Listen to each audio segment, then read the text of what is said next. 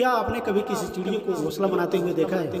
एक छोटी सी चिड़िया जो अपने आशियाने को बनाने के लिए बार बार उड़ान भरती है, तिनका तिनका धरती से चुन कर लाती है और पेड़ों पे अपना बसेरा बनाती है। उसे कितनी मेहनत करनी पड़ती है, भी वह न थकती है न रुकती है। जब तक कि उसका आशियाना कंप्लीट नहीं हो जाता है तक वह लगातार एक एक तिनका को लाती है और अपने घोंसले को सजाती रहती है। वह छोटी सी चिड़िया कभी अपने जीवन में हार नहीं मानती है। वह जानती है कि एक तिनके से मेरा आशियाना नहीं बन पाएगा, एक दिन के मेहनत से मेरा आशियाना नहीं बन पाएगा। मुझे एक एक तिनका को लाना पड़ेगा, एक एक दिन मेहनत करना पड़ेगा, तब जाकर मेरा आशियाना कंप्लीट होगा।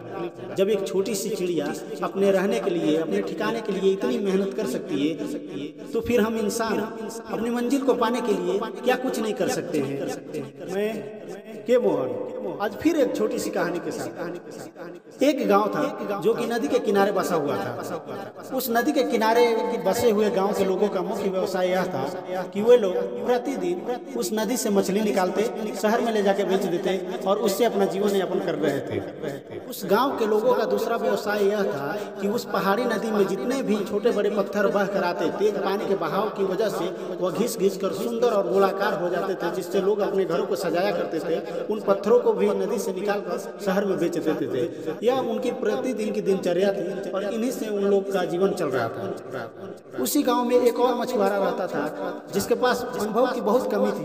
वह प्रतिदिन तो जाल लेकर जाता, लेकिन नदी से पर्याप्त मछली नहीं पकड़ पाता था। इस वजह से उसकी जिंदगी बहुत सीमित तरीके से चल रही थी। एक दिन दुर्भाग्यवश उस मछुआरे की तबीयत खराब हो गई। उस मछुआरे का एक लड़का था जिसने मछुआरे को घर पे रहने के लिए कहकर खुद ही उस नदी में मछली के लिए चल पड़ा।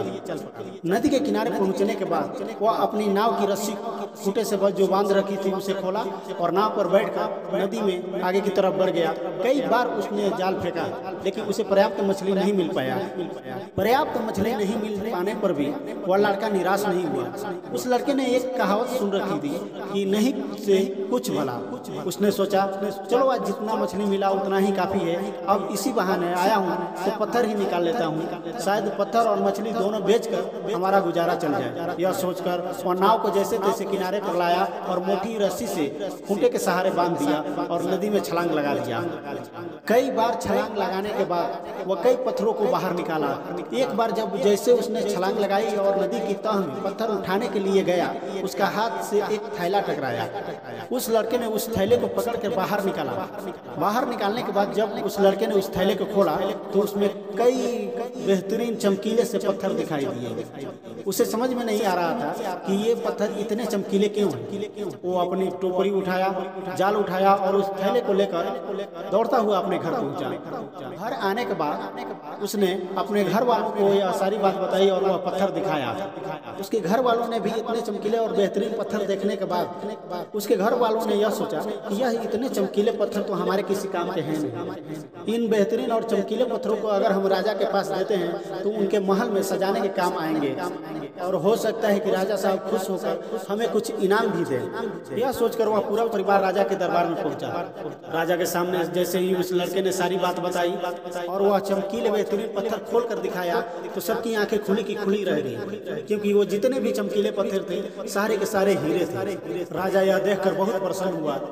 वह उन सभी हीरो को अपने खजाने में रख दिया और इसके एवज में उस मछुआरे को इतने धन दौलत और इतने इनाम दिया कि वह मछुआरा पूरी जिंदगी खुशहाल रह सके। इस छोटी सी कहानी से हमें यह सीख मिलती है कि उस लड़के की यह सोच कि नहीं से तो कुछ भला, इस सोच ने उसकी जिंदगी बदल दी। इसलिए अपने जीवन में कभी निराश मत होइए, क्योंकि किसी ने कहा है कि इंतजार करने वालों को उतना ही नसीब होता है जितना कोशिश करने वाले छोड़ देते हैं। इसलिए अपने जीवन में हमेशा अग्रसर रहने के लिए कोशिश करते रहिए और इसके साथ ही अपने जीवन में चिंता नहीं चिंतन कीजिए। बेबाक अंदाज से जीना शुरू कीजिए, सदैव मुस्कुराते रहिए और ऐसे ही मोटिवेशनल स्टोरीज के लिए, मोटिवेशनल कहानी के लिए सब्सक्राइब कीजिए मोटिवेशनल क्लब बाय के मोहन। धन्यवाद।